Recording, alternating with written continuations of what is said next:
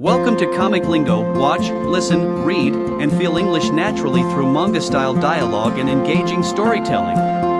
Today, let's dive into a popular novel, Return of the 8th Class Mage Chapter 1 and Chapter 10. Return of the 8th Class Mage Chapter 1, I've been betrayed. A poison that neutralized the mana in the blood vessel, recited the blonde, middle-aged Emperor Ragnar Greenriver. He was the history's first emperor to have united the continent under his rule. The poison's effect lasts for several minutes at most. For you, that is. He was close friend with humanity's first 8th class magician, Ian Page. Together, the two childhood friends Mark on the world created numerous songs, planted countless poems, and written scores of epics. Though it was still true, till, at least today. Still, if I try blend some other poison. For what reason? The 8th class magician, Ian, who had returned to his hometown to spend his remaining life in quiet solitude, spoke as he swallowed the thick blood in his mouth. Do you not know already? The emperor's voice was surprisingly unconcerned. Even though he had fed a deadly poison to his friend of several decades. Your strength, that power has been no help for the days after the unification. In wartime it may have been different, but right now, it is something that causes unease. Those words you spoke back then. Doubtless, it was all true. The unfathomable power that could easily wipe out a minor nation single-handedly. That was the power of the 8th Circle magician. As long as Ian Page lives as an ally to the Empire, that fact alone is enough to light the fire of rebellion. Therefore, I shall go back to my hometown and live the rest of my life in penitence. I am sure you said it in such lines. Fear entered the emperor's eyes. Of all things, why fear? The one who had ingested poison was Ian. Do you know, Ian? I do not fear a rebellion. No matter what, rebellions are a work of man. This is within the scope of man's understanding. But you, what about the power you possess? Is this the work of man? Do you surely see this power as something beyond the ken of man? Ian dearly wanted to respond. This power was what made you emperor. That this very power shaped the unification of the whole continent. The power that was maintaining the very peace right now. Cough. Ian could not project his voice any longer. The very counterflow to his blood was difficult to cope with. I am afraid. Afraid of Ian Page. Afraid of the 8th class magician. My old friend. Damn it. Yes, I am maddened by fear of my old friend. Me, my kingdom, you are a savage monster that can take it all from me. How so can I let such monster live? The emperor, exposing his bout of madness to the world, stopped his soliloquy and looked toward his dying friend, Ian Page. Sorrowful but satisfied, the emperor's expression was difficult to read. By all means, do not. Do not forgive my actions. That was the end of the emperor's words. As he left the cottage, a fire erupted all around. Did he think that the poison was not enough? Bastard. Ian meandered in his thoughts. The Emperor. His old friend Ragnar Greenriver's transformation. His decision to leave for the countryside. He thought if he was out of sight, the situation would have become better. It seems I was too complacent. Ian could have never imagined it would have come to this. He could have never imagined the depth of madness the emperor fell into. But from his bosom, Ian took out an object. At first glance, it looked like an ornate dirk. Decorated from the tip of the blade to the handle with jewels and engravings. Rather than a bladed tool, it looked more like a decorative piece. Surururung. Even then, the sound of its unsheathing said otherwise. Just the sound told of its sharpness. It seems like I wasn't the only one complacent, Ragnar. Engraved letters covered the blade of the dirk completely. So small were the letters, that it could not be read by the naked eye. This is the repentance I have desired. The blood on his hands, he wanted to wash off what little he could wash off with this. For the numerous that dies with my magic, for them, I would lead my life in repentance. All of it was true. Only the method was different. Surpassing humanity's first 6th class, 7th class, and even reaching the 8th class, the unprecedented Archmage Ian. Wasting away the years praying with something that could not fill Ian's bowl. Setting back everything as it once was. The moment he decided to leave for the countryside, Ian had decided to research time magic with all his might. If it was possible to turn back time, it was possible to reset everything. And make better choices. Of course, it was not easy. Rather, it was close to impossible. There were only unproven, unfinished theories. This will possibly be the very first test. The time to agonize perfection and improvement had long passed. Even if there were an adverse reaction, what more than death awaited? No, in the end, he had to die. To save what little mana I have, there is no other way. There was only one place that the poison had yet to affect him. The place that regulated all mana within the body, the small core within his heart. Mana heart. Puuk. At that very place, he pierces the formulaic dirk, to drain all possible power source that was called mana. Wung. Before long, a brilliant blue light engulfs Ian. R.A. Fusu. Ikiro. Simultaneously, Ian had started his chant. One by one, words were spurted out painfully. By no means did this sound came through his voice. Nor was this a common chant. Ro. Kobaru Gato.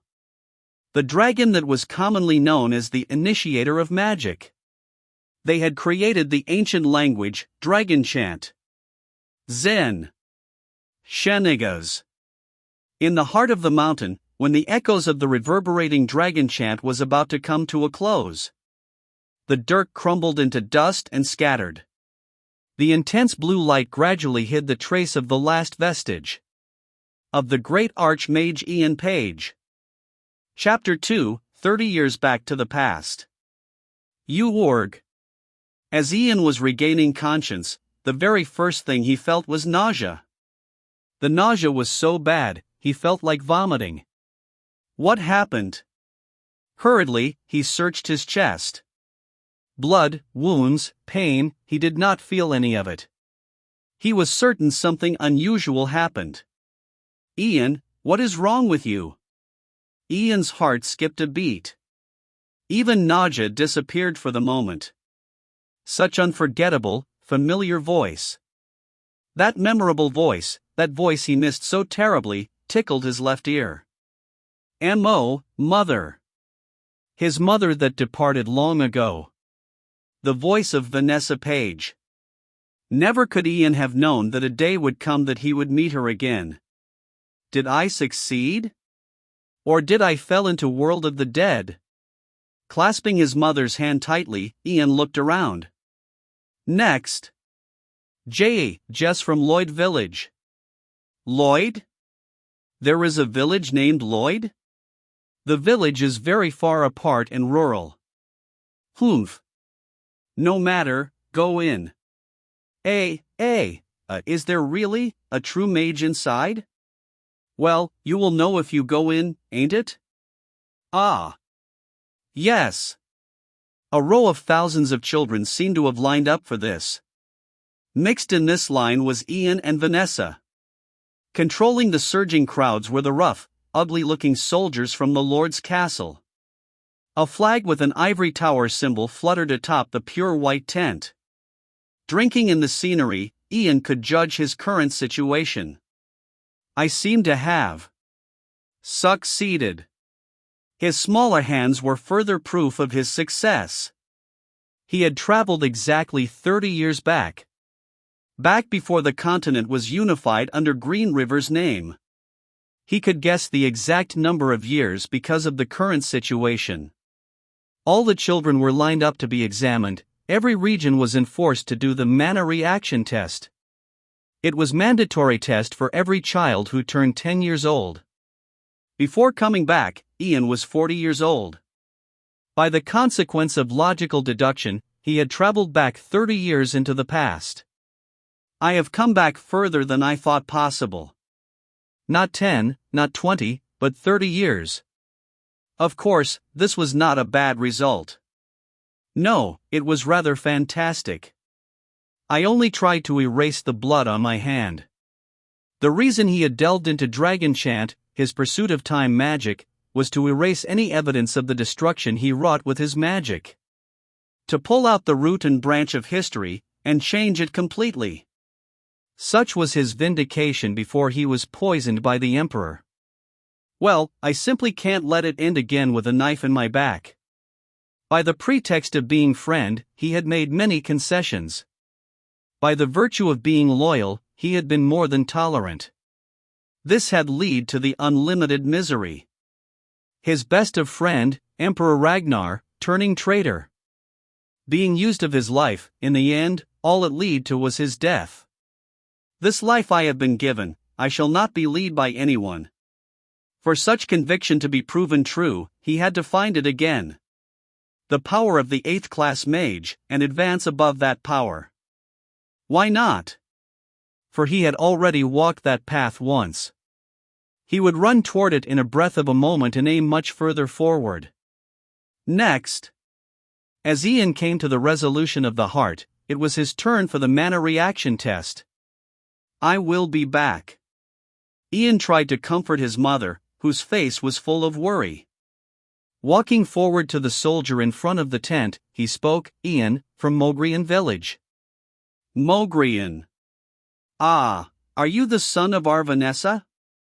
Ian's mother was the kitchen maid in the Lord's castle. For a kitchen maid, she was beautiful to a fault that many soldiers fawn over her. They saw her as an easy target, as she was a widow and a kitchen maid. Go ahead and don't bother the mage with useless questions. The soldier's eye was clammy as he had his sight focused on Ian's mother. Something Ian could have never noticed in his youthful ignorance. I should probably fix his gaze very soon. Vowing, Ian entered the tent. In the tent was a young delegate mage and 3 knights, who stood guard. Sir Aaron, how many children are left? I believe you still have to spend several hours on this task. Ha! Was it because the mage had already tested several hundred children? The mage's voice was full of tiredness. This brings me back to the good old times. During his time as an apprentice mage, Ian was dispatched to conduct one of these tests. Though he wasn't as fatigued as the mage in front of him, it must have been due to the village being rural and quiet. The situation here must be different. This was Mogrian province. One of the 4 largest regions in the empire, it was a so-called great province. The region was vast enough that there must be thousands of children who had to take the test. Right, boy. Come closer. With a gentle voice, the mage called Ian. Other than him being a mage, he seems to be a well-mannered noble. Though Ian was a mage, the arrogance of most mages knew no bound. If they could be worse than the nobles, then they did it. Mages were precious. So rare were they, that most common folks could hardly meet one in their lifetime. With the value of a mage, their headcount were small in itself. Among the mages, 90% stayed in first class for the rest of their lives. The authority of the first-class mage was the next best thing to being a minor noble. From 4th class onward, they did not even fear the power of the greater nobility. They do say the number of mages is proportional to the strength of the nation. Therefore, they conducted the mandatory mana reaction test. To find and nurture just one more mage for their nation. For now, won't you bow your head for a bit? The first attribute, mana brain, a part of the brain that took charge in manifesting the magic. This attribute could not be acquired, the person was inherently born with it. I will prod your head slightly with mana. You could feel dizzy, but it's momentary, so do not worry. Speaking as such, the mage laid his hand on Ian's head. As he describes, Ian started to feel dizzy. This was an obvious outcome, a side effect of the mana brain being stimulated. Good. Now, turn so that your back is facing me. The second attribute, mana heart. The place that stored, generated, and circulated mana, an all-inclusive organ. The place that he pierced the spell engraved Dirk. The test ended after the proof of the existence of mana heart. If both attributes were proven, the examinee was given the immediate privilege of attending the Magic Academy. Like in the past, Ian did not feel confident. He felt something was lacking. Why did you stand? Ian was hesitant, seeing the mage hurrying about. As if it reminded him of something, the mage began spewing out words. I just discovered your mana brain. What does it mean? It means that life is about to turn about right in front of your nose. But only if you have mana heart. So hurry about, and turn around. The mage never did imagine that a reaction would appear this year. Hearing the part about his life is about to turn about, Ian hurriedly turned about to proceed with his mana heart test, but he stopped as he had a higher ambition than a simple change in life. A simple academy admission is not enough. Ian needed the best possible head start, right from the starting line. While he was lacking in mana, that did not mean there were no other means. Should he be a bit more bold? Mr. Mage. Decided, Ian opened his mouth. His childish voice still felt strange. There is something I want to show you. A letter? Well, something like that. Yes, there were many like that. Children bringing letters or gifts as respect. The even-minded Ian also had experienced such. Without a doubt, this noble also had similar situations. Nothing like that. But, what Ian wanted to show was something completely different. Something that will increase his value exponentially. Magic. What else? Whoosh. In Ian's hand, a small fist-sized fire erupted. A basic magic belonging to the first class, Fireball. Fireball. At the mage's reaction, Ian was satisfied. In his other hand, Ian made a tear-shaped water ball. This time, it was Aqua Ball. Double casting. The mage's eye popped wide open. The knights watching nearby was of similar disposition. This small boy was using magic? Not having entered the very door-sill of the academy, this boy was using magic during his mana reaction test? And on top of that, double casting? This was positively a huge incident with no such precedent in history. I don't really know. The mage's face was longing for answers, and Ian looked straight at the mage's face without flinching. Without dropping one syllable, Ian continued. It just started working one day. What? What preposterous nonsense was this boy speaking? This boy, he was suspicious. Perhaps, did someone teach you such skill? Not really. I don't recall something like that happening. Really? The mage cast interrogation magic as he asked his questions. The magic checked the instinctive biological response, such as the spike in heartbeat or the dilation of the pupil. Think clearly before you answer. Any lies can have you declared for treason. What I mean is you, your family, even your neighbors could be executed. The mage's words were not those to incite fear. With the benefits beyond one's imagination, so too were mages' existence strictly governed. Every mage was under the administration of the Empire and the Ivory Tower. Every unregistered mage was considered a traitor. So too was teaching magic without permission. This extended to dedicated organizations set up to observe their every actions. What reason do I have to lie to you? Ian knew the reality of it all better than anyone else. He even acknowledged the interrogation magic that the mage invoked. But he still carried on with his falsehood. Because I truly did not learn it from anyone. The basic invocation of mana and several magic spells. All of it, he had realized through self-study in his previous life. All of it, in exactly 3-month period between passing the mana reaction test and waiting for the new season of Magic Academy. Peerless genius doesn't sound so bad. The first Ian was a certified genius. Was he not the first 8th class mage humanity ever seen?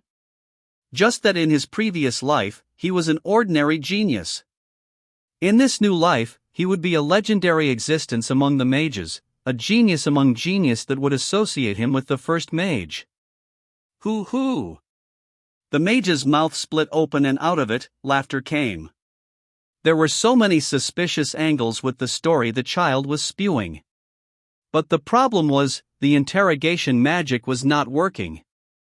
Could the child somehow control his basic instincts intentionally?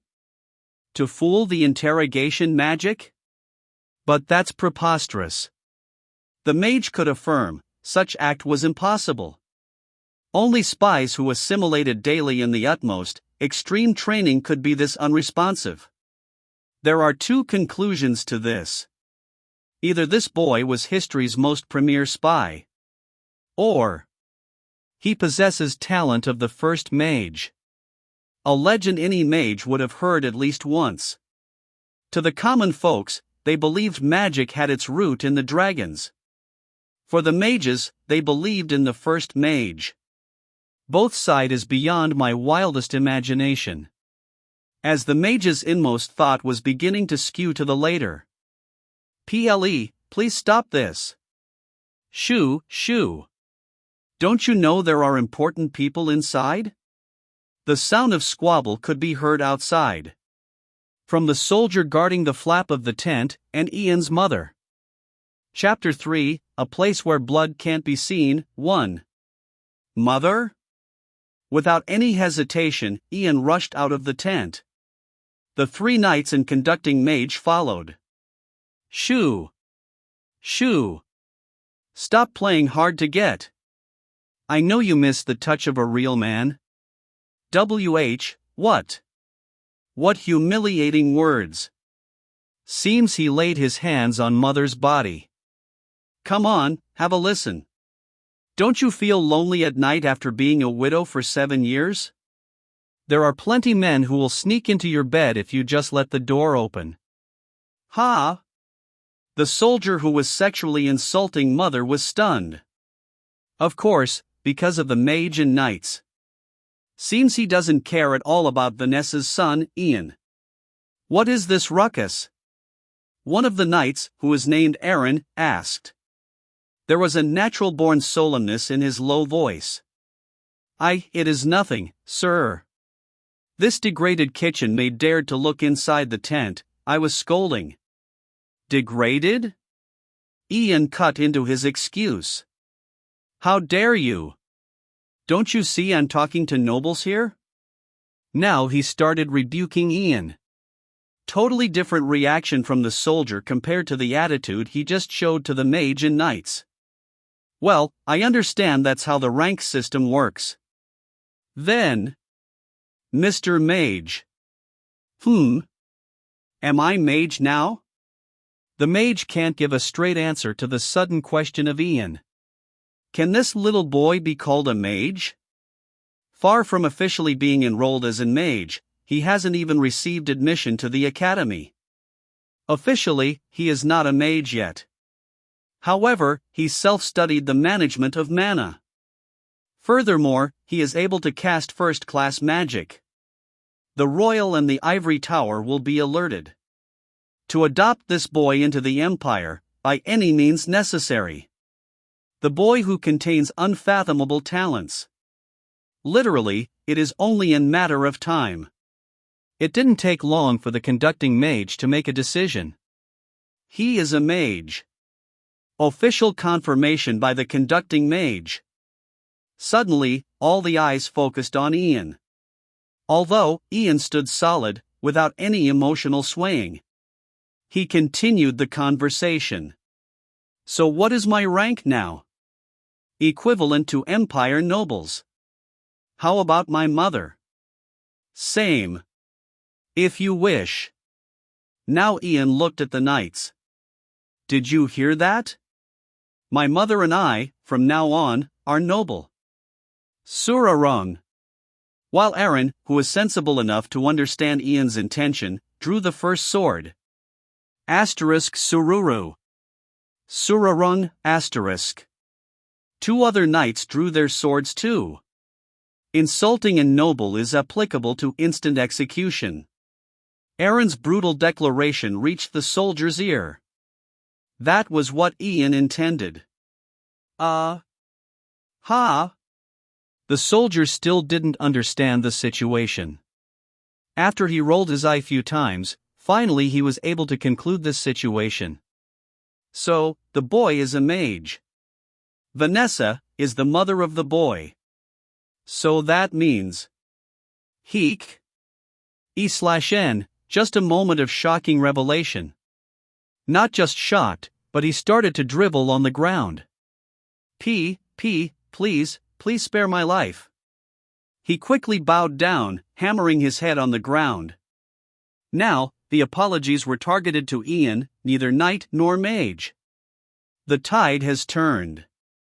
Please, mercy, then I will. Why do you apologize to me? I will never forget this grace. I beg your pardon? Ian indicated to his mother and spoke quietly. It is not me who you should apologizing to. Ah. The soldier now turned his body to Vanessa, and repeated what he just did to Ian. Please forgive me. Please just give me a chance. He totally lay on the ground, hammering his head into the ground. Begging for his life with a servile voice. Ian. You don't need to do this much. He was so desperate that even mother who was receiving the apology felt uncomfortable. Actually, even if he just said sorry, she would accept it. Now I remember. Right. Gentle and kind, that was my mother. If I execute him in front of her, she will struggle with nightmares. So, it is not a good time to execute him, not now. I'll shed blood, in a place where blood can't be seen. The promise of my second life was carved deep in my heart. For now, my mother is the priority. Suddenly, Ian felt sorry for his mother.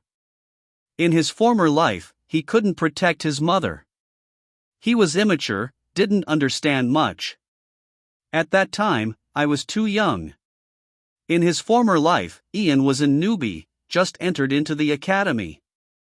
He didn't tell anyone that he self-studied the fundamental management of mana and first-class magic. Actually, he couldn't. I was afraid, since I was young. Blinded by the fear that he might be rebuked about it. So he had spent another whole year on magic theory class with other kids, in his former life. As an ordinary mage apprentice, neither superior nor inferior. Of course, no privileges was given to her like nobles. Mother had left Mogrian village. She no longer needed to work as a kitchen maid, but that was all. She spent 1 year alone. She didn't get to enjoy any luxuries. After 1 year, when he finally became a first-class magician, he finally received the rank as high as nobles. Then mother passed away from an illness. Even if she had a greatly talented son, she never had a chance to be treated as a noble. However, this time, history will be changed. HEW. After recalling the bitterness of his former life, he sits squatted in front of the soldier. Listen. A whisper only the soldier can listen. I exactly know how rubbishes like you think about my mother, saying dirty jokes about her. Then he made an eerie face at him. No one would have imagined such an expression came from a 12-year-old kid.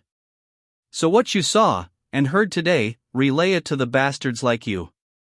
The soldier nodded crazily, as if he going to break his neck.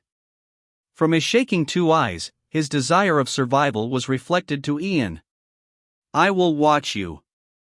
Then, Ian stood up and said to knights, I think this is enough. At Ian's words, knights sheathed their swords. Thank you. Thank you. Thank you for my life. Although Ian stopped the execution, the soldier kept begging his life, to avoid Ian's reconsideration, just in case. Is that little boy a mage? The son of an kitchen maid? Shut your mouth. Didn't you see that the soldier almost lost his neck? People started whispering to each other, and it seems there was no sign to the end of it. Today's story might be spoken by people for a while. Mr. Mage, are there any more tests left? Ha! And no. It is all done. Mr. Mage, if you'll excuse me, I'd better return to my home. My mother seems quite frightened. Yes, as you wish. Ah. Wait, hold on a second. The mage suddenly stopped Ian and asked the knight, Aaron. Sir Aaron, please escort the boy. I will contact you later through the crystal orb. Aaron obeyed the order without question. It couldn't be refused, and also it was his duty. Okay then, I better go now, Mr. Mage. Ian left the area by escorting his mother. A kitchen maid's son, escorted by a royal knight. Due to such a rare sight, people can't take their eyes off them. What a surprising boy, in many ways. Soon, the report of the conducting mage was sent to the royal and the ivory tower. Chapter 4, A Place Where Blood Can't Be Seen, 2. Damn, bastard. At midnight. The soldier who almost lost his neck. Jonathan shouted in the small and located at the corner of the province castle. He was already fully drunk, with the soldiers who were on their day off. How dare he? I will show him who I am. Calm down, buddy. I'm afraid that you are gonna lose your neck for good. Shut up.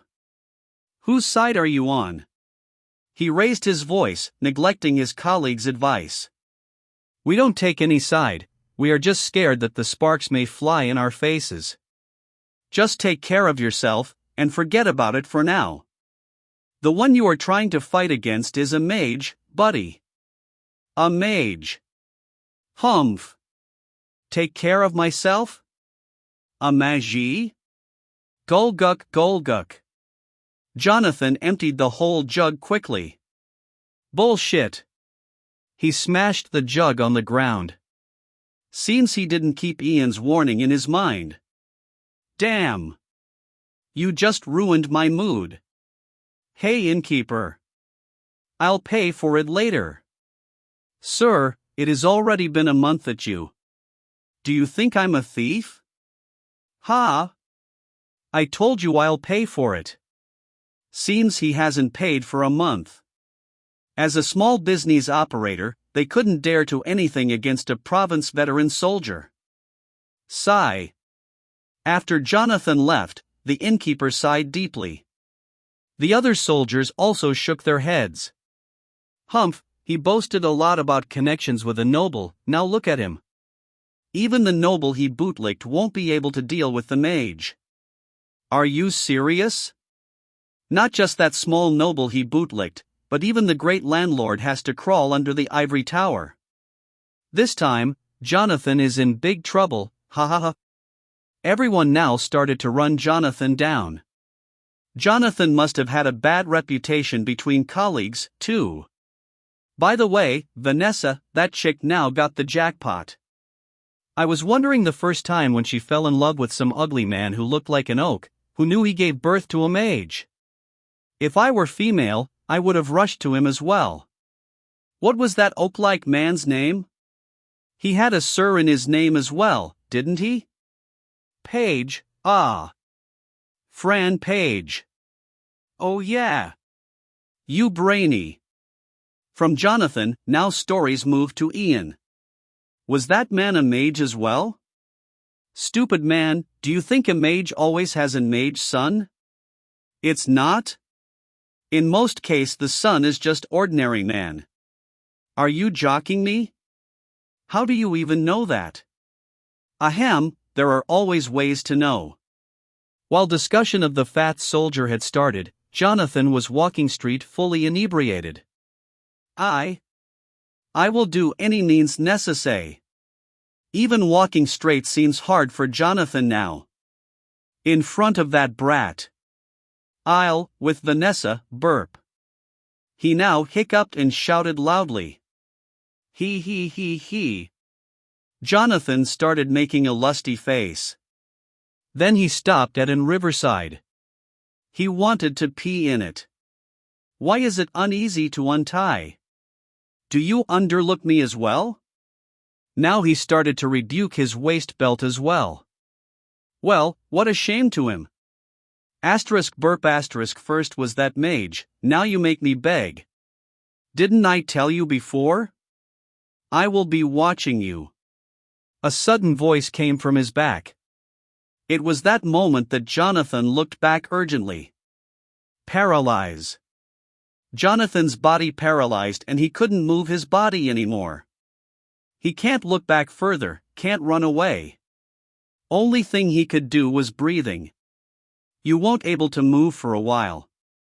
That's how this magic works. The voice of that little boy was enough to understand situation. Again, the mage, Ian.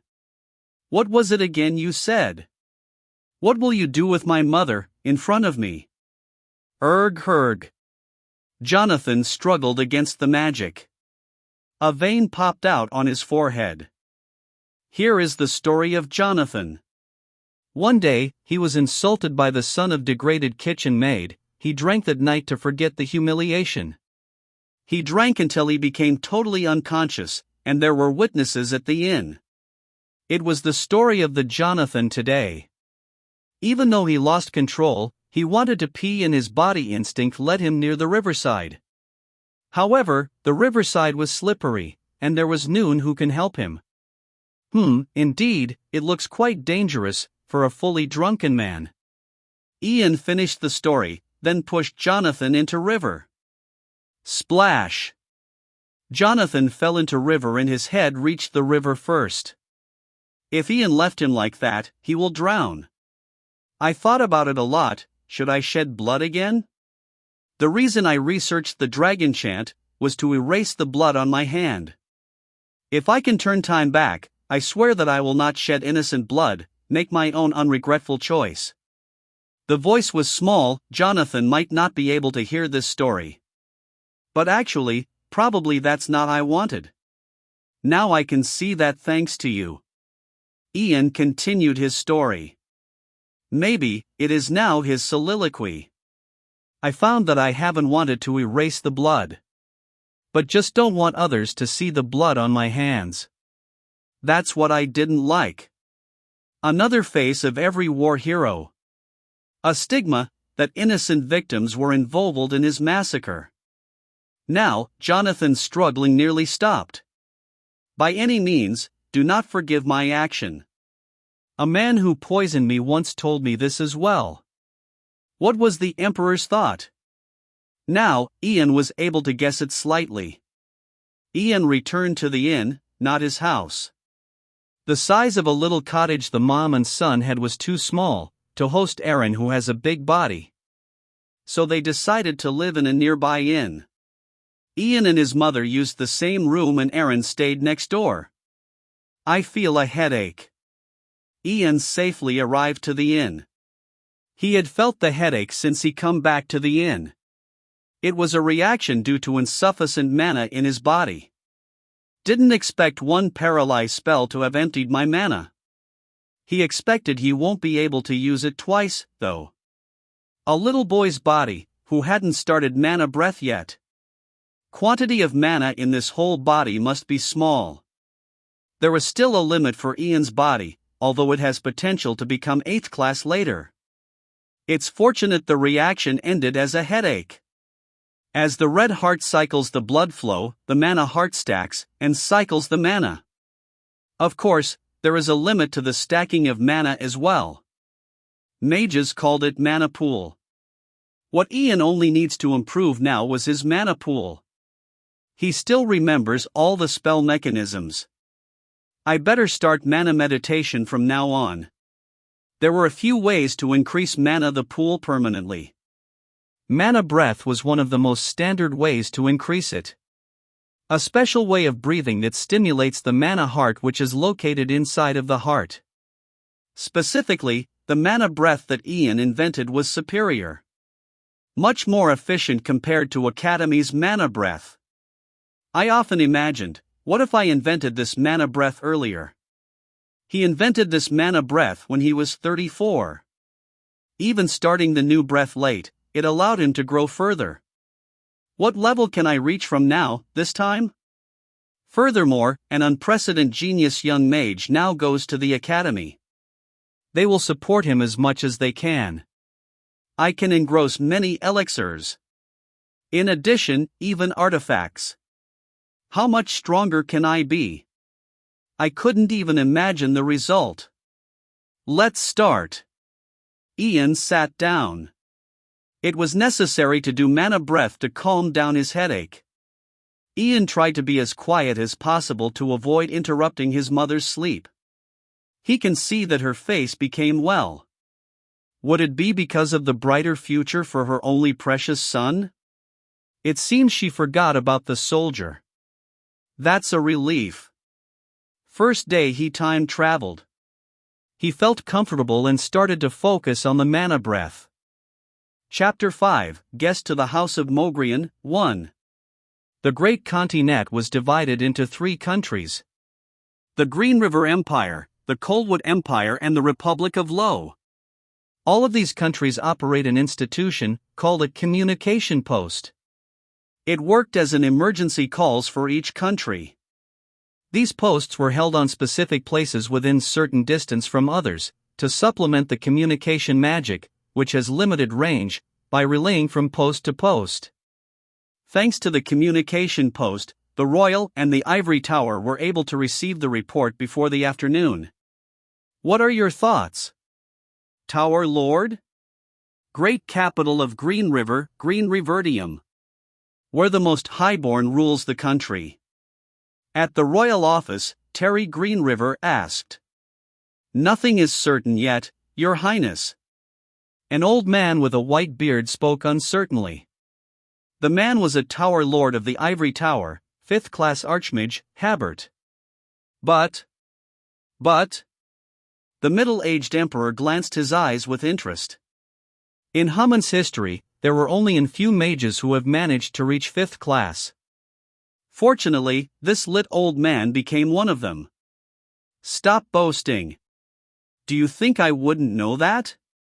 Originally, mana is the energy that flows with the blood. When you're able to control it, the road of the mage starts. Step by step, with the help of spells, you are able to learn how to stimulate the mana brain, then eventually how to cast magic. In most cases it is taught by the Academy. I wasn't an exception of it, and so do other mages. Kanti Yoon. However, the boy said he awoke it himself, without any help. Furthermore, the report said, he can cast first-class magic fluently. Just like, the first mage. Once upon a time. The first mage who had no one to teach him magic. He must had to have found the way himself. How to manage mana, and also, cast magic. A legend amongst all mages. The first mage? Do you mean dragon? The existence of dragon is just an illusion. However, we know there was an first mage. There must be a beginning of magic, so it has been succeeded till now. The emperor noted as he agreed. The Tower Lord continued talking. Using common sense, regarding it as a wrong report makes more sense. However, it should be true. The conducting mage was a wise man. There is no reason he would dare to make a fake report. This time, the Tower Lord kept silent. He didn't agree, but neither disagreed. so it must be true. There is nothing confirmed. Well, then let's pretend it's true. Because of the persistence of the emperor, the Tower Lord laughed with bitterness. Only if the report is very true, then. Then? It is indeed that the boy bears dangerously extraordinary talent, that's my answer. The emperor started thinking while tapping his finger on the throne. He doesn't care whether the talent is true or not. He's already assumed it is true. Crown Prince, are you there? Yes, father, waiting for your further instructions. Come in. The door was opened, and the Crown Prince, Hayden Greenriver, walked into the office. His good appearance with golden hair, inherited by the royal blood, was impressive. I'm at your service. Right. Prince, sorry about that, making you wait outside for a while. I'm okay with it. How can I be of service? The Crown Prince asked in hurry. Not because it was an urgent situation, but his own impatience. When was the last time you went outside of the palace? Yes? It was, Wasn't it the inspection for huge lean year? That's right, father. It a-lady has been 5 years. Time goes by fast. After the emperor realized the flow of time shortly, he continued the conversation. I want you to go outside of the place for the first time in 5 years. You mean traveling outside? I'll lend you all the royal knights, 300 imperial soldiers and 3 third-class magicians, quickly move out to Mogrian province, and bring back the boy called Ian Page. Ian Page? It looked like the Crown Prince has never heard of Ian Page. The name everyone in all places have already heard of. Please don't tell me you haven't have heard his name. I apologize, father. This is nothing to apologize, forget about it. It may risk your life. I better ask the other princes. No, father. Trust me, let me do this mission. The Crown Prince reacted sensitively when he heard the word other princes. His attitude has changed dramatically. I guarantee you to accomplish this mission with my best effort. Ha ha. By watching the Crown Prince move so easily, the emperor felt bitterness. It was his intention. But he is too easily seen through. He still needs to learn many things to lead the empire later. Every part of him doesn't satisfy the emperor. Not in the eyes as a father, but in the eyes of an emperor. He worries me. Of course, he didn't reveal this worry to the Crown Prince. For now the best he can do as loving son is his father, not the emperor. Supporting his son as much as he can. Mostly, he needed talented ale giants, who can cover his short sides. Talented, who can serve him for long. He better make the boy his loyal servant. It is hard to make someone loyal to him who has already grown up. Because they would have already chosen their masters. For example, the Tower Lord has chosen the 5th prince. That's why the emperor tried to send the Crown Prince. If he can't possess the carved gem, then he better take a raw gemstone instead. I better teach it to him before he leaves. The emperor ordered to the Crown Prince after having a long thought. Approved.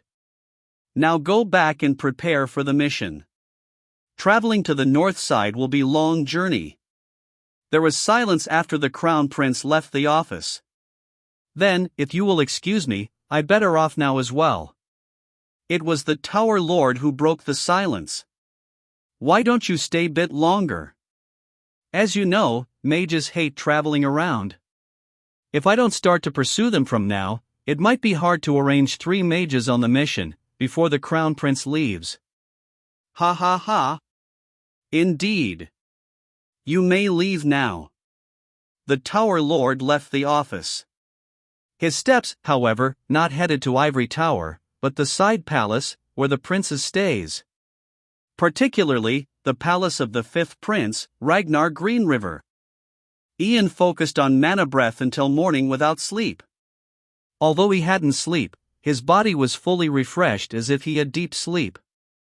Fatigue had totally been removed, his mana was fully filled. Clean skin and hair as if he had a bath. In addition, the fresh sensal around his body. This is the good thing about mana breath. More specifically, the effect of Ian's mana breath. Mother is still asleep. It's been a while he visited Mogrian since his former life. He did not have many memories here, but it was his hometown. This scenery will be erased first as war starts. Mogrian was the province where the border connected with the border of another great empire, Coldwood. It must be strategic point for both ally and enemy. There were no ways to avoid a war. By the way, they must have received the report now. He guaranteed that the report of the conducting mage must have been sent straight to the emperor. Ian was confirmed by the mage even if he hadn't entered the academy yet. This was part of the plan, the mage should follow as he intended. The current emperor must be desperate to find a young talented child.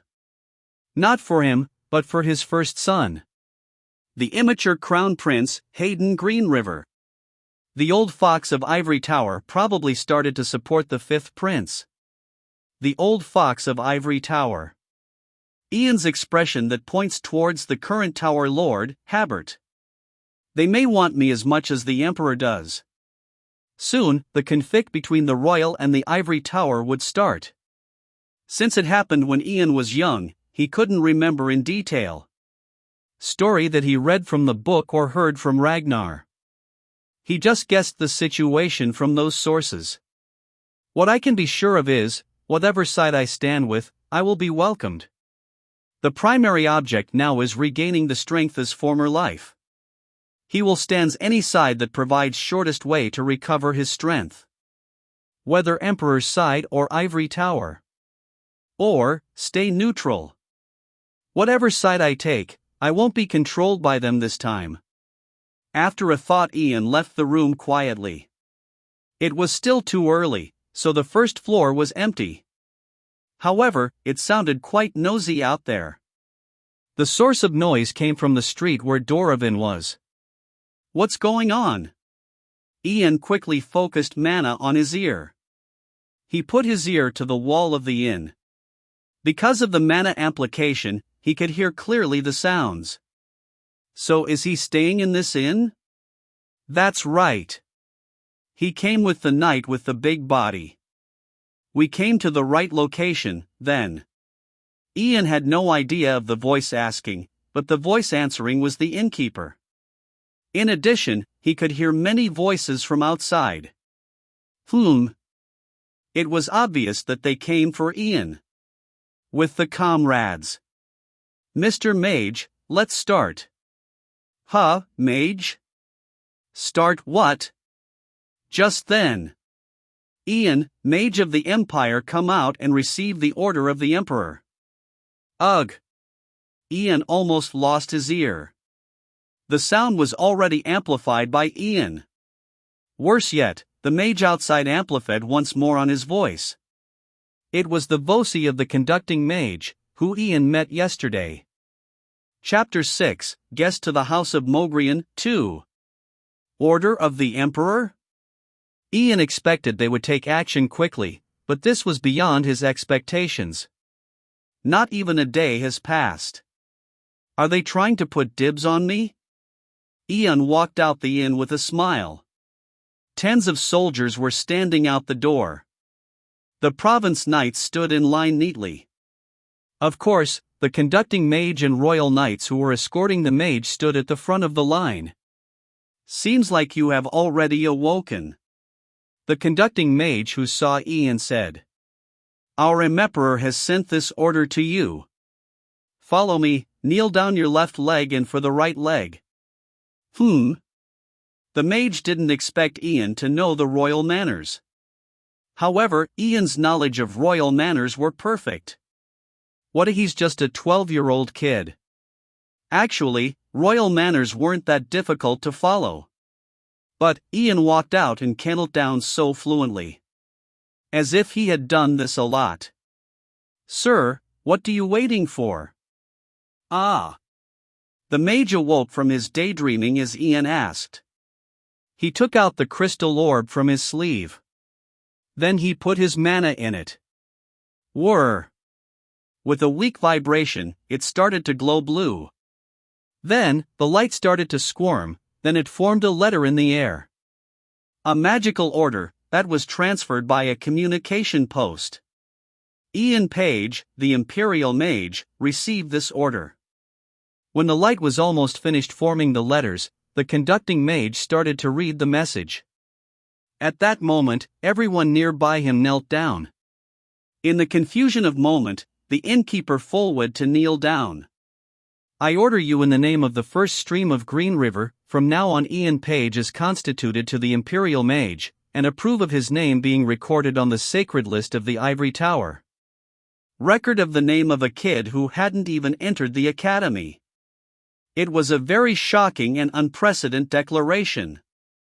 Secondly, I invite Ian, whose talent shines more than anyone, to the royal palace.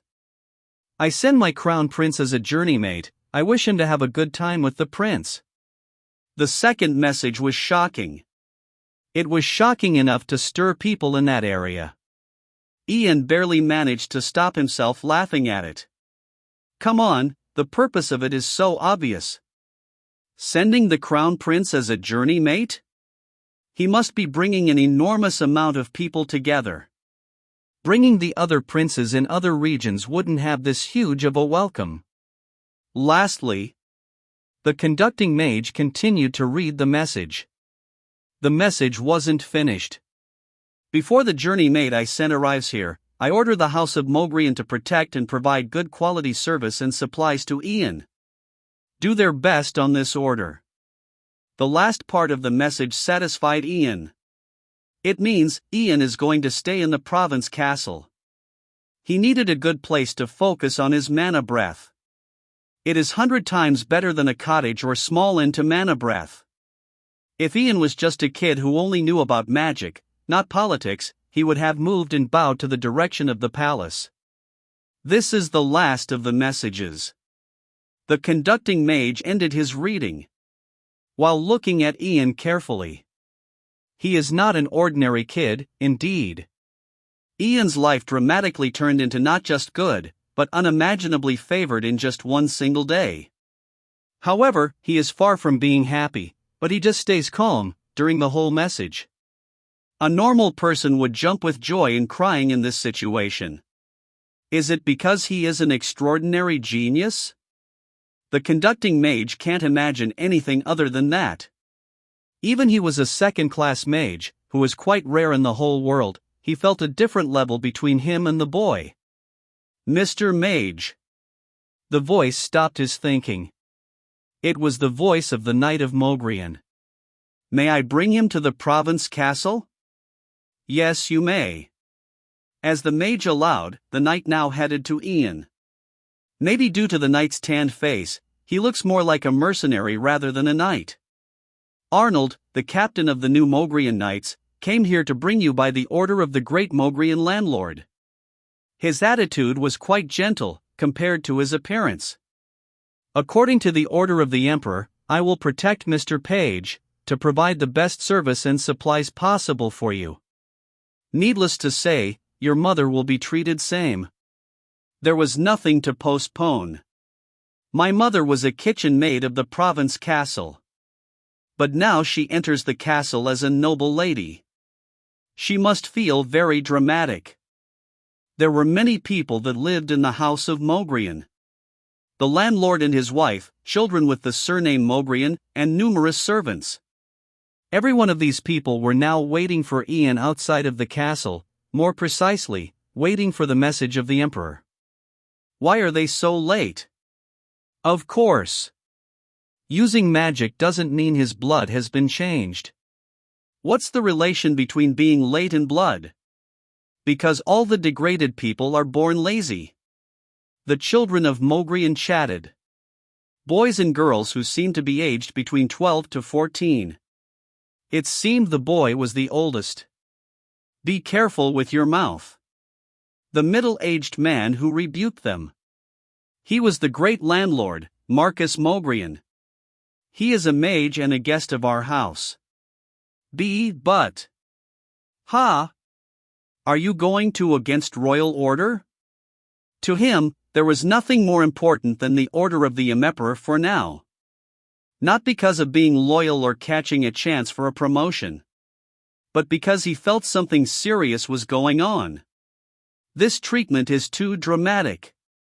He knew mages were rare. They were the most dangerous weapons and the key to who leads the current human history. Nevertheless, he couldn't understand this order. What sort of talent makes him so special?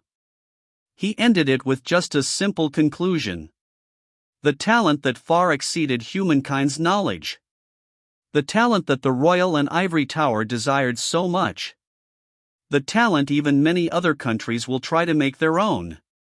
The boy who contains the talent lived in the Mogrian province. There is nothing to lose from being friendly with him. The landlord ended his logic with that simple conclusion. Making a good impression on the son of the kitchen maid. If the boy grows bigger and becomes greater, the boy would have great benefits to him. In other cases, there will be no risk to him. The landlord remembered the face of kitchen maid. She was famous as a beauty. I bet my daughter didn't leave her alone. The landlord sighed while watching his childish daughter. She must have tried to make fun of her. A daughter born with great jealous. It worried him that she might have done some kind of real mean trick to the kitchen maid. She said she never did such tricks, though. He had no choice. It was like the water spilled on the ground.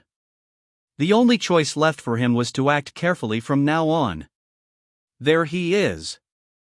The parade, which included Ian, came nearby. Lavi, Margaret. I warn you again, be careful with your actions. If you think you can't control yourself, then just shut your mouth and do nothing. He couldn't see the face of his kids. Because his eye contacted with Ian. As he had heard, a boy that was around 10 years old with a scruffy appearance. I will provide good clothes, good food, good bed. If he wants, I will teach him language and horse riding, and manners. At his age, kids tend to aspire for those noble things. He was a mage, but still a kid. It wouldn't be that hard to please a little kid. Welcome. He made a warm and soft smile. He greeted him nicely. The Mage of the Empire. Chapter 7, Guest to the House of Mogrian, 3. The first gymnasium of the Mogrian landlord castle. It used to be the space where kites practiced their skills. Ian stood there. He chose this gymnasium to practice his skills. Mana breath was more efficient outside. Also, it was necessary to increase his already keen sense of magic. Today is quiet.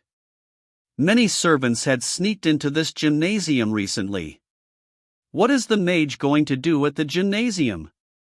Everyone was wondering so. I have no idea who spread the word. Most of those sneaked in just saw that he was breathing. Literally, breathing. But the few people who successfully saw him casting his magic, they spread rumors real fast. I saw him smash the target dummy with some kind of sphere with fire within it. Ice shards were flying. I saw some bubbles were. So on. It wasn't just a rumor. Fireball, Aquaball, Ice Spear, and others. The same level of spells that he showed during the mana sensitivity test. He warmed up himself with such magics. Well, it's not that bad to be famous, actually. This timeline wasn't the peaceful era with united countries. It was still the era of 3 countries. As much as his talent spread, the more valuable he became. The genius who had the talent of the first mage. It was not bad, until the countries united. Of course there must be doubts and spies who were following him. Especially from the ivory tower. There is nothing they will find. What kind of tricks they were going to use? He already knew every kind of trick they used. He could handle it. I could choose a safer way though. This time, he chose different path. Although it could be dangerous, but it was the fastest way to grow. Until I can cast at least one dragon chant. Whenever he reached that level, then he could rewind time when he wants. Ian with a smile looked around. Luckily, there were no servants hanging around. Let's try this while it is quiet around. Ian stood up and lay his hand on the ground of the gymnasium. Whoosh! In blink of an eye. Freezing air was assembled in his hand. Frost Nova. When he spelled the magic. CRA, crack, crack. An absolute freezing energy spread to everywhere. The ground of the gymnasium, the target dummy, and every single grass within range. Everything near Ian started to freeze. It was a spectacular moment. Not enough. Ian's face was full of disappointment. He had reached this level within just 15 days. It was a tremendously fast growth. It could be compared to around the second class. However, he was still unsatisfied. I would freeze the whole landlord castle, not just this gymnasium. It could definitely be possible, if he had his former body. His magic would freeze the whole landlord castle, without a doubt. Something that can support my mana. Whether an elixir or a artifact. He needed some kind of support to increase his skill that was growing faster. An elixir is unavailable yet. The elixir that increased the consumer's energy temporarily or permanently. Of course, mana was included in the category of energy. Until I received the support from the ivory tower. Unless he received support from the ivory tower or the emperor, it was impossible to use elixirs. Because it was precious as gold. However, for artifacts. Artifacts that contains hidden powers in it. Most of it were possessed by high nobles. Regarded as heirlooms of Thayer House. Being honest, they are wasting its potential. During the Unity War, the Ivory Tower persuaded nobles to lend their artifacts, which nobles were wasting, so that the power of mages could be enhanced. It was targeted to every noble in empire, without any exception. And I was the one responsible. He read the lists of artifacts so many times. Thanks to that, Ian still remembered the lists. Type of power of artifacts, appearance of it, and the house who possessed it. Mogrian possessed. A ring, weren't they? It was a lower-level artifact ring called Mogrian Ring. I remembered it as the ring which could be the catalyst to the mana hearts activity. At that time, it was useless for me, though. In his former life, Ian was a monster in terms of mana. His nickname, Half-Dragon, was because of his massive mana pool. However, its value is different for me now. He needed any support possible for his mana. It was lucky that now he was in Mogrian Castle. The problem is how to get it. They had no idea of the existence of the artifact. They just knew it as the heirloom of their house. There were no way they would just give it to him, nor would they sell it. He couldn't think of any decent plan. He decided to take more time to think about it. Mr. Mage. Mr. Mage. Suddenly, someone rushed into the gymnasium. It was the old butler of Mogrian, with a white beard. He called Ian urgently. He better be careful. The ground of the gymnasium was full of ice now. The effect of the Frost Nova magic still existed. Ugh! As he expected. If he fell to the ground, he would injure the waist. Feather fall. Ian quickly enchanted the butler with slow-falling magic. The body of old butler fell slowly like a light feather. "Why did you call me?" "Ah. Mr. Mage. Please help us." By question of Ian, butler became urgent again. Without any pre-explain, "Help out what? Our landlord is missing in action." "What do you mean?" That is, he went to the Mogrian mountain for hunt. Summary of the old butler's story was this. The landlord held the hunting party periodically. Not a normal animal, but the monsters of the Mogrian. However, the landlord hadn't returned for a long time. With the some nights, few province soldiers and Labby Mogrian. Mogrian Mountain. There must be only few goblins live there. And proper knights and soldiers lost by goblins? The creature which had small body, weak strength, stupid brain. Furthermore, they were cowards that never dared to strike humans first. In addition, they don't make big groups. At most around 15-ish goblins.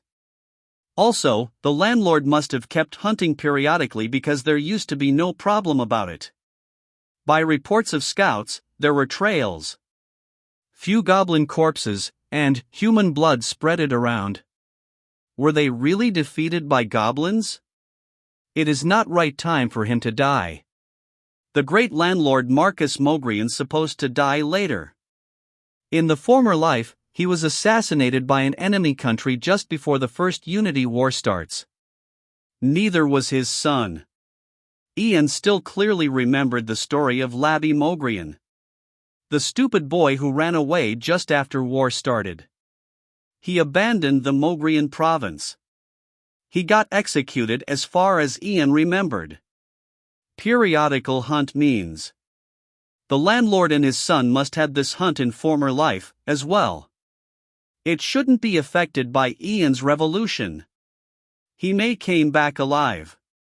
The future wouldn't change by itself. It seemed like he did not need to be worried. Isn't there Mr. Marco here? It was the name of conducting mage. He must have helped them in his former life. So Ian better leave him to save the landlord. Unfortunately, the conducting mage left here for another mission. Did he leave the province? Ian didn't expect this. This must be the side effect of the return. It was really rare that a conducting mage leaves the province. Ian knew it well as he also conducted other provinces before. The mission must be something related to him. For example, sending the reports secretly to the Tower Lord. This must be dangerous. The early death of the landlord could change the future. Ian must stop that with his best. Knowing the future. Wasn't it the most powerful weapon that Ian had? Maybe as strong as his magical talent. Maybe even stronger. So that's why I so urgently came to you without any excuse. Wishing that Mr. Mage may know some special ways to find him. In our common ways, we couldn't find him. Mages were a mystical existence for normal people. Also, there were words spread out that Ian casted magical spells. So it was not strange they had believed that the mage would have a solution. Especially, when they couldn't find any solution in this situation. Where was it? I will find him. Ian spoke with confidence. Not only the lost landlord, but his son as well. He guaranteed the butler that he would find the landlord alive. So that he could prevent the future from changing. Chapter 8, Guest to the House of Mogrian, 4. The entrance to Mogrian Mountain was connected to the rear side of the landlord's castle. That place, which was usually quiet, was crowded today. All the soldiers and knights, who hadn't departed for hunting, people in the household, wife of the landlord and the youngest daughter were there praying for the safe return of the landlord and his retainers. Ian? A lady's voice called for Ian. It was his mother. She also came along with the people. I heard the story, So the landlord is still in the forest somewhere. Yes, so I decided to help them find him. Are you? Vanessa's face turned pale. It's too dangerous. You're still young, and... I'm okay, Mom. Have you forgotten already? I am a mage now. But... It was natural for her to worry. Although her son is a mage with great talent, he was still her son, before he was a mage. Don't worry. I'm not like the others. I will come back, all right? After promising his mother of his safe return, Ian walked with the soldiers. The first scout squad who had already searched the mountains looked very tired. Scouts who still seemed to be energetic were the second scout squad. To start, lead me to the place where the trail stopped. By Ian's request, a senior knight came out and said. According to the first scout's report, the trail ended completely. We only found a clue that there was an assault by many goblins. I have a solution, so please lead the way. The knight's face became uneasy when he was commanded by young boy. Yes, Mr. Mage. He calmed himself and answered. The commander was the mage. The mage who would take the journey with the crown prince. The age wasn't important here.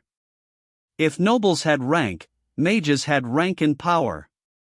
The power that might be able to rule the whole world, if there were enough of them. Humph, let's see how great of a mage he is. The senior knights didn't trust Ian. Of course he might have had some talent, since the crown prince was coming. However, the rumors of his magics in the gymnasium, the rumors that servants and butlers had spread, he didn't believe those rumors. Listen. The second scout squad. But, the knight had to follow Ian's command. He was a mage, and soldiers couldn't do anything about it.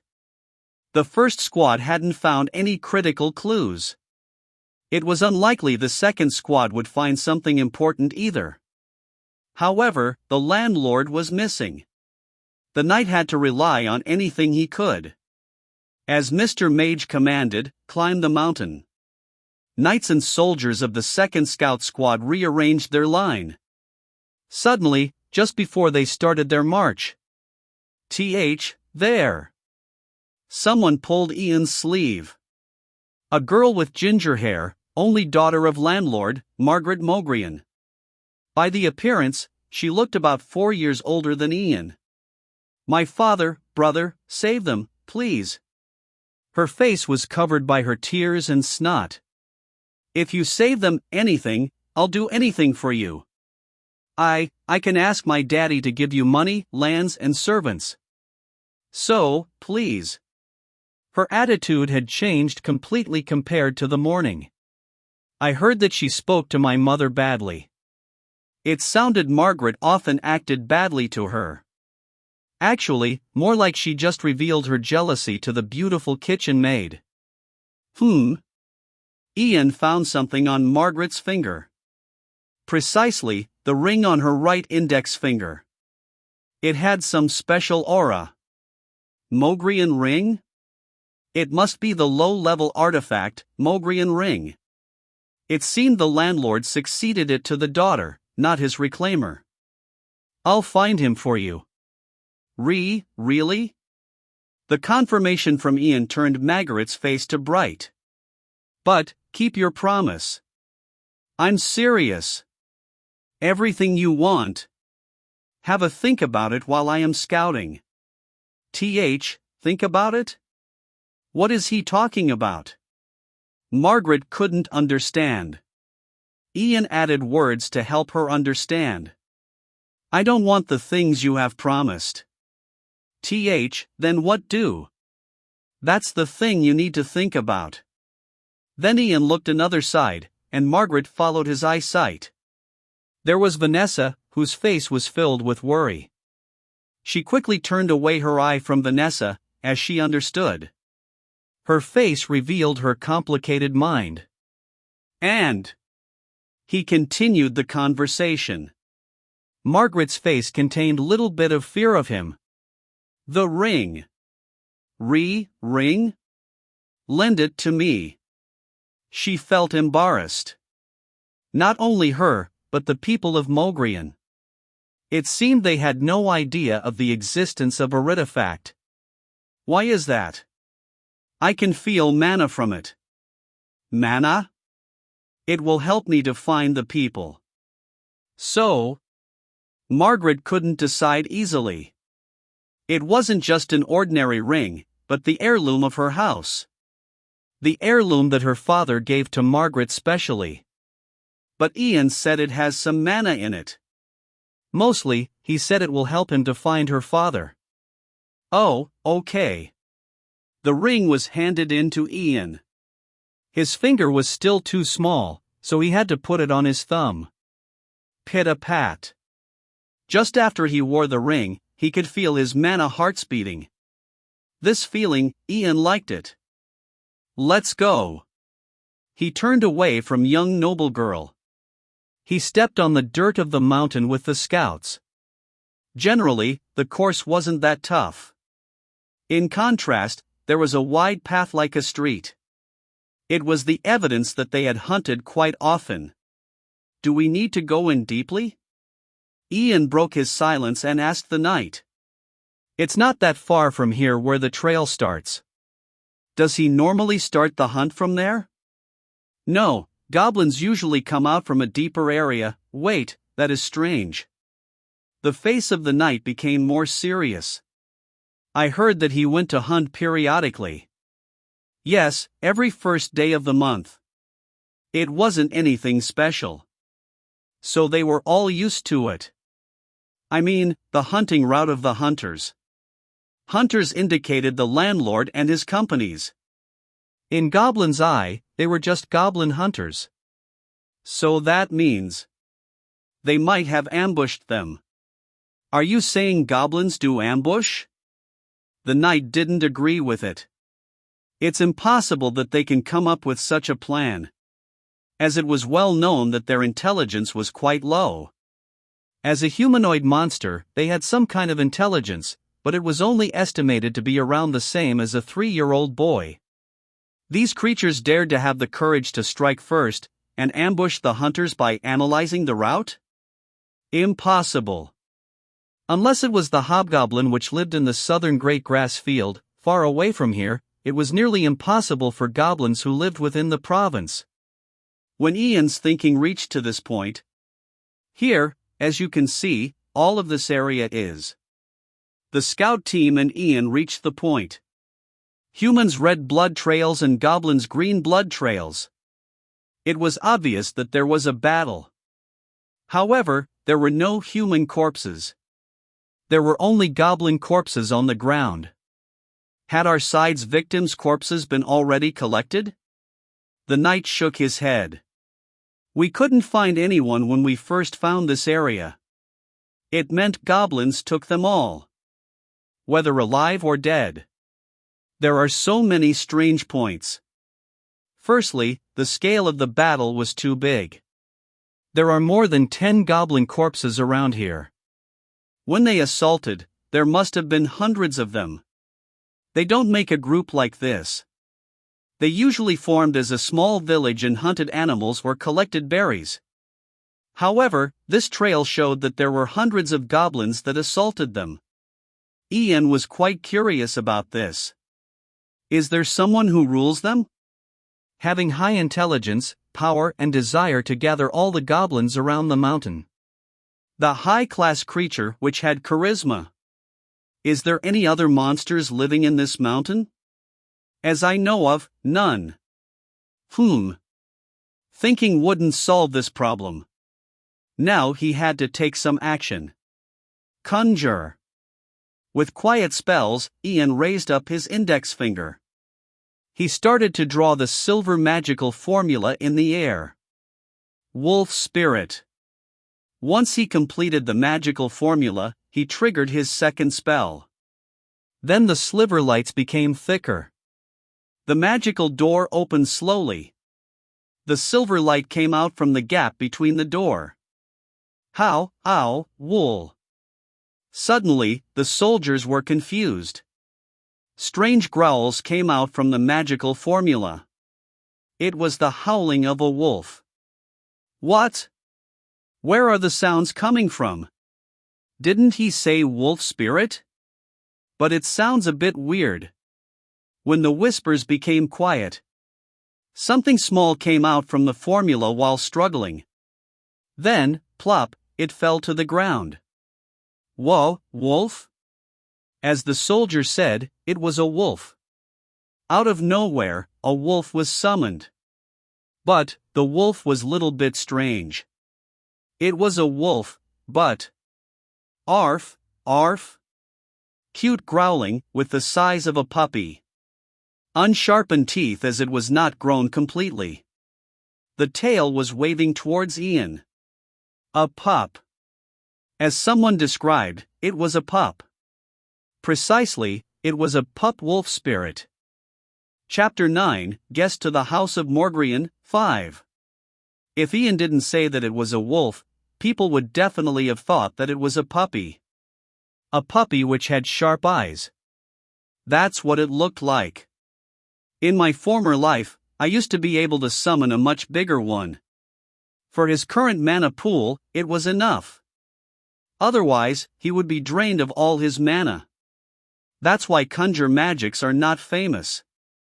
90% of all mages normally stayed in first class. So to most of the mages, conjure magic was only used when you wanted to see cute magical animals to play with them. Wow! I haven't seen any such magic before. How about you? You came from the capital. You don't say. Of course I've seen it before. Oh. Soldiers started to chat about the magic. They must have been impressed by the magic. Come here. Ian called the wolf spirit to where the blood was shed. It ran to the owner like a puppy. These smells, can you find where they lead to? The wolf spirit sniffed around the area. It tried to track the lost people by smell. Mr. Mage. Speak. I am sorry to keep bothering you, but we have already released hounds. But they couldn't find the way. Goblins must have left some fake smells to confuse them. So, it was of no use to find them with the smell. The knight said that indirectly. What he said made sense. However, people say a dog smells 100 times better than a human, right? Instead of an answer, Ian asked a question to the knight. That's what I have heard. A wolf spirit smells 100 times better than dogs. Is it true? I read it from a book. Yeah. Everything about magic, it's a famous book, you know? Archmage Luke wrote it. I know of it, but... He said it confidently, but was all that confidence from the book? The knight looked at the wolf spirit. Its cute sniffing made light of this serious scouting mission. Look at its little steps. Really? That creature? Furthermore, he said he read it from a book. Well, the knight knew that the book was famous. Even the knight himself had read it. The book which described many kinds of magic.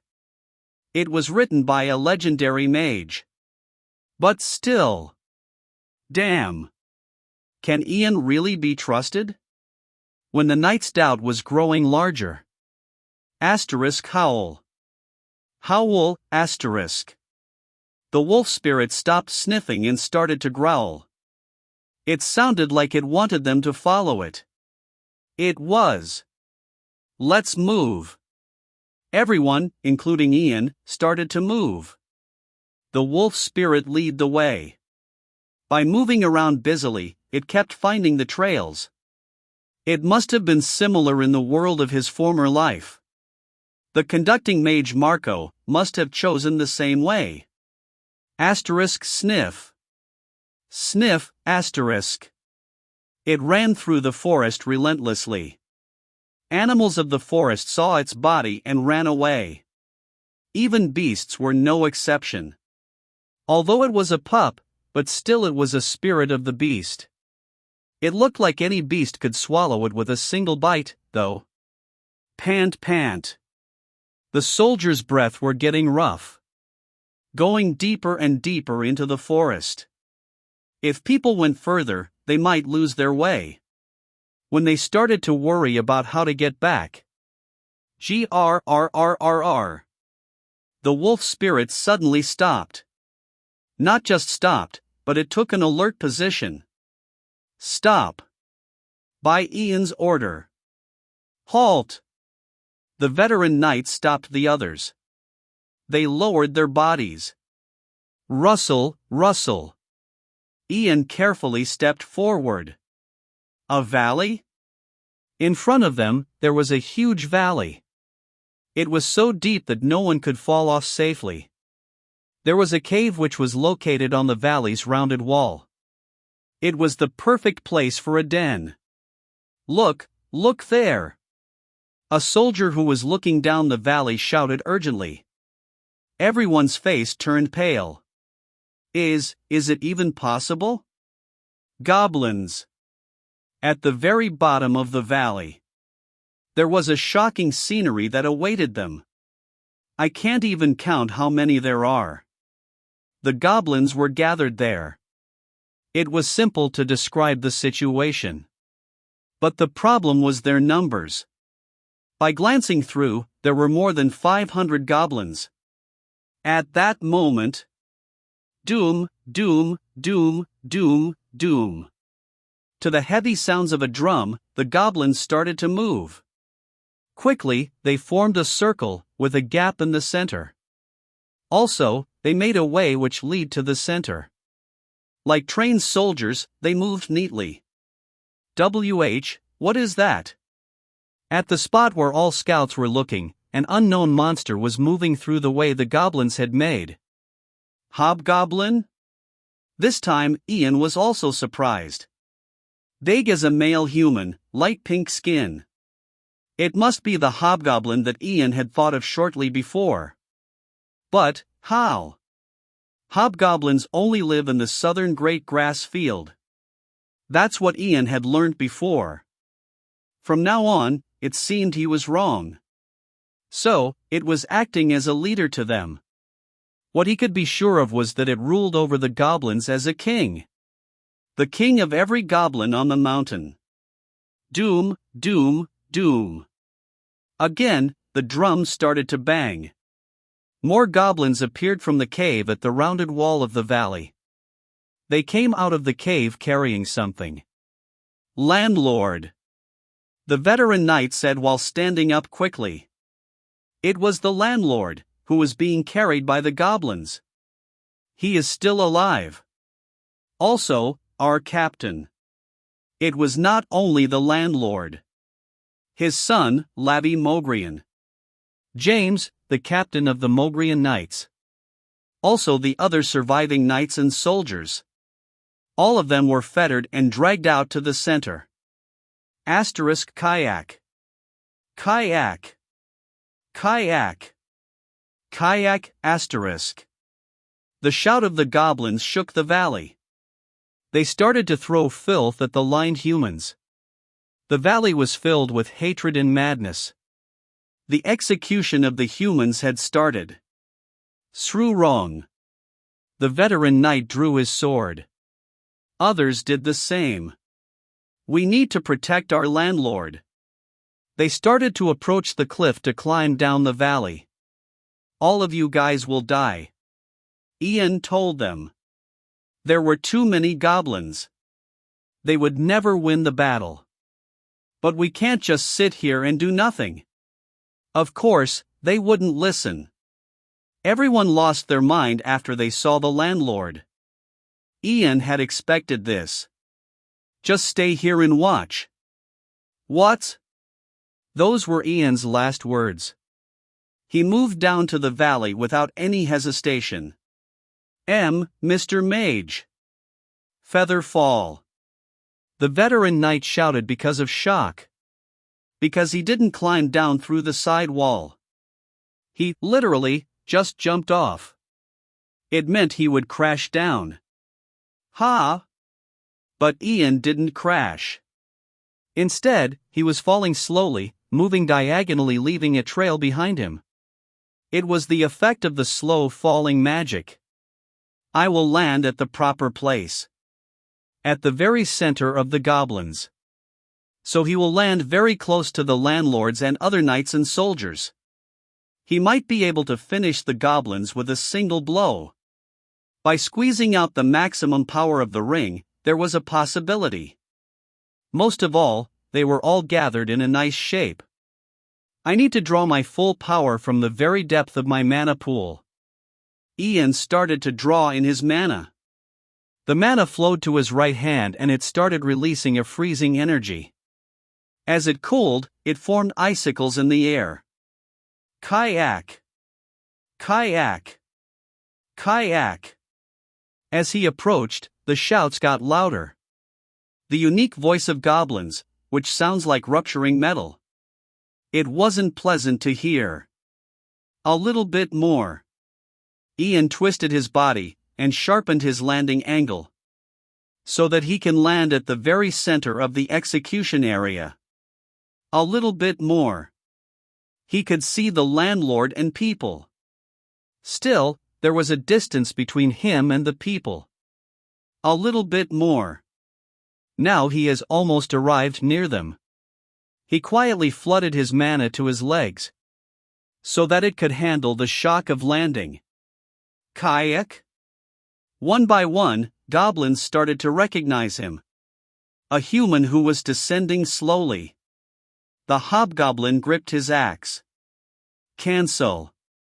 Ian's body started to fall rapidly, because he cancelled the feather fall magic on him. But everything was perfect. The distance between him and the ground wasn't long, and his legs were strengthened by mana. These two were the only things he needed. Smash! The landlord who had lost hope. His young son and the other soldiers. In front of them, Ian landed. Frost. After landing, Ian lay his right hand on the ground. Nova. Ian's ice spell which smashed the gymnasium before. The range of it had absolutely exceeded its original level. Frost Nova. Asterisk crack, crack, crack. Asterisk. The freezing energy released from Ian devoured the goblins. It had stronger power within it than the spell Ian casted at the gymnasium before. It was the result of consuming every bit of mana within Ian. Kayak. Kaioak. The valley, which used to be filled with goblin shouts, became a freezing hell, filled with only screams of goblins.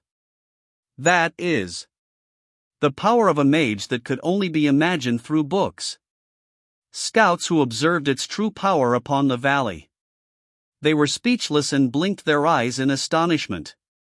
The weapon in their hands seemed useless. Mage. Chapter 10, Guest to the House of Mogrian, 6. So this is the end of my life. The great landlord, Marcus Mogrian, shook his body sorrowfully. What a shame, death at the hands of goblins.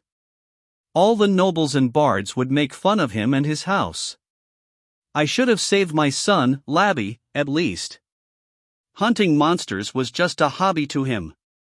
He had never expected that this hobby would ruin the future of his house. Kayak. He could see the goblin in front of him. It was different from other goblins. It had pink skin, big body, and was skilled in combat. Furthermore, it led these goblins. There was an ambush, and his troops had been defeated by the countless goblins. The province must be informed. He observed hundreds of goblins, and the pink-colored goblin which led them. They were prey no more.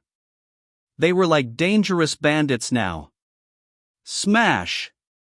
When he was about to give up on everything, he heard something smashing to the ground. Frost Nova. And then he heard the voice. It sounded like a young boy's voice. Before he fainted, he tried to see who the boy was. He could only see the back of the young boy.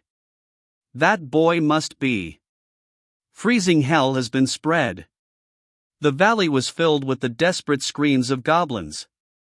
When he couldn't believe his eyes, the boy looked back. Guest to the house of Mogrian, 6. So this is the end of my life. The great landlord, Marcus Mogrian, shook his body sorrowfully. What a shame, death at the hands of goblins. All the nobles and bards would make fun of him and his house. I should have saved my son, Labby, at least. Hunting monsters was just a hobby to him. He had never expected that this hobby would ruin the future of his house. Kayak. He could see the goblin in front of him. It was different from other goblins. It had pink skin, big body, and was skilled in combat. Furthermore, it led these goblins. There was an ambush, and his troops had been defeated by the countless goblins. The province must be informed. He observed hundreds of goblins, and the pink-colored goblin which led them. They were prey no more. They were like dangerous bandits now. Smash! When he was about to give up on everything, he heard something smashing to the ground. Frost Nova. And then he heard the voice. It sounded like a young boy's voice. Before he fainted, he tried to see who the boy was. He could only see the back of the young boy. That boy must be. Freezing hell has been spread. The valley was filled with the desperate screams of goblins. When he couldn't believe his eyes, the boy looked back. Daddy. Daddy? The voice wasn't the boy's. Then where was it coming from? Daddy. The landlord opened his eyes. He couldn't see the boy, any goblins, or the freezing hell anymore. The familiar room was his bedroom. Margaret. Margaret called her father desperately. Since she saw the fainted daddy's body start to move. Ow, what happened? A question which contained much confusion. Mr. Mage saved you, and brother as well. What about the others? Are they okay? Well, people who were captured by the goblins all survived. However, the soldiers who were assaulted at the very beginning, there were no ways to save them. Even a mage couldn't revive the dead. How long have I been passed out? You have been unconscious for 2 days. We were all worried about you. Bring Hrothgar to me. Hrothgar was the name of the old butler. Ha! But you better meet Mom and brother. I will. But there is something I have to do first. Margaret stopped arguing with him. Instead, she left the room to bring the old butler. That's weird, I haven't seen Margaret this obedient. Some time later, the white-bearded old butler ran into the room. Sir Landlord. Thank God you are well. You must have had a hard time aiding me. No. It was just my duty. I'm just pleased that you woke up and are well. The old butler was enthused. The landlord patted his back. How many have died? Sir. I'm ready. Tell me the number. 12 soldiers and Sir Lawton. Too many precious lives were sacrificed for his hobby. What would have happened if the goblins wanted to execute everyone when they were assaulted? Everyone who went for the hunt wouldn't have been able to avoid death. That's horrible. The landlord shortly paid silent tribute for the victims. He was a calculative man. However, all of his calculative actions were for his province and the people who lived there. Many loyal people, who spent their life for the province, were dead. He felt the heavy responsibility for that. Okay, has our house awarded the bereaved? Yes. We awarded them with our best. Well done. Ugh. The landlord groaned while nodding his head. His body hadn't recovered yet, he still suffered a headache. The old butler looked at him with worry. While shaking his head, he continued speaking. You said a mage rescued me, was it Mr. Marco? The landlord assumed it was Marco who saved him. He saw a young boy in his memory, but he couldn't figure out if it was just his dream or not. Furthermore, Ian was just a kid. Even if he contained an enormous potential within him. No, sir. Because Mr. Marco left the province for another mission, I requested aid from Mr. Mage. So it wasn't an illusion or dream. He saved us all. Now he realized the freezing hell that he saw was made by Ian. Now he understood all the favor Ian received from the Emperor. I can see. The reason that royals in Ivory Tower wanted him so much. The reason that they ordered House of Mogrian to protect him. Otherwise, other countries or powers will try to take him away. After the era of war ended, it had been 60 years since the world divided to 3 big countries. Each of the 3 countries had been focusing their money and power to raise mages as much as they could. No one knew when the next war would occur. The war which could occur at any time. Even at this moment, each country was spying on the other countries. They won't assassinate him. They will try to persuade him. It was the era of mages. It was mages who will decide the result of the war. Mages of other countries were priority assassination targets. Especially for a mage with great talent. However, Ian was a kid. He was still young enough to be persuaded, before being assassinated. I owe my life to an unimaginably important boy. The landlord opened his mouth after a short pause. So where is Mr. Mage? I want to meet him face to face. It is hard to meet him right now. Why is that? Was he injured severely?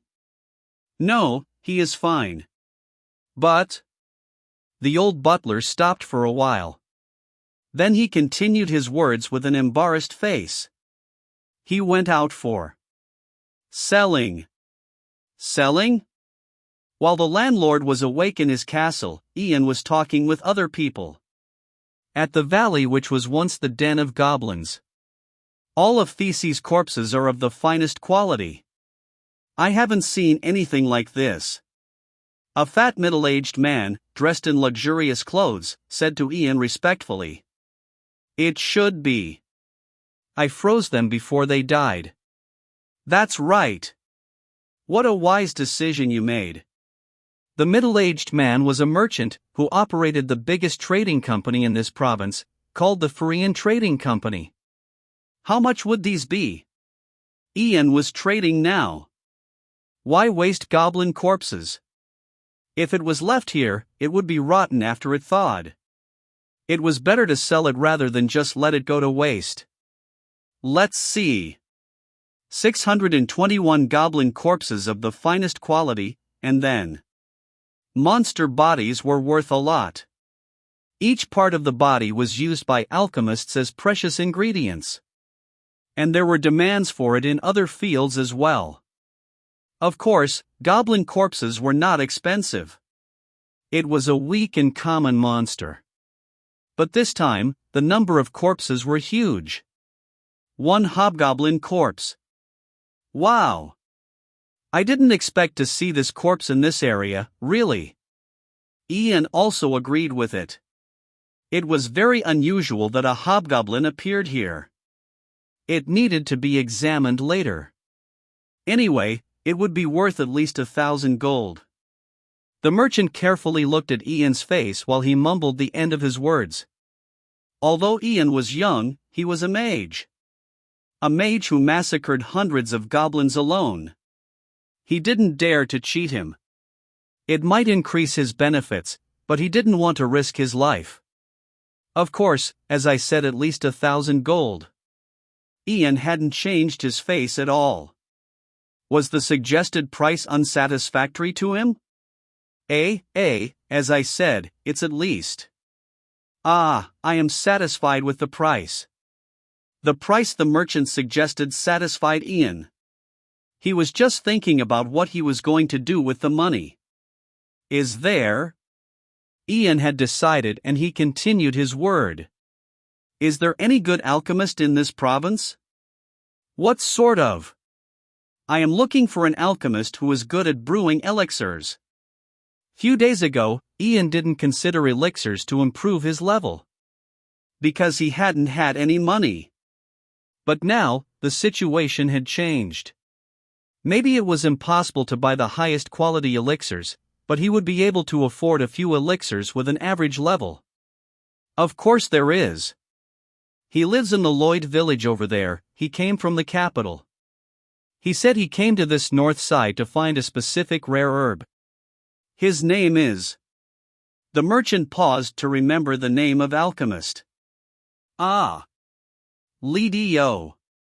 He's called Lidio. Alchemist Lidio. Ian quietly spelled his name. He couldn't remember anyone in his former life. If you wish, I can make contact with him for you? No, thanks. I will visit him myself later.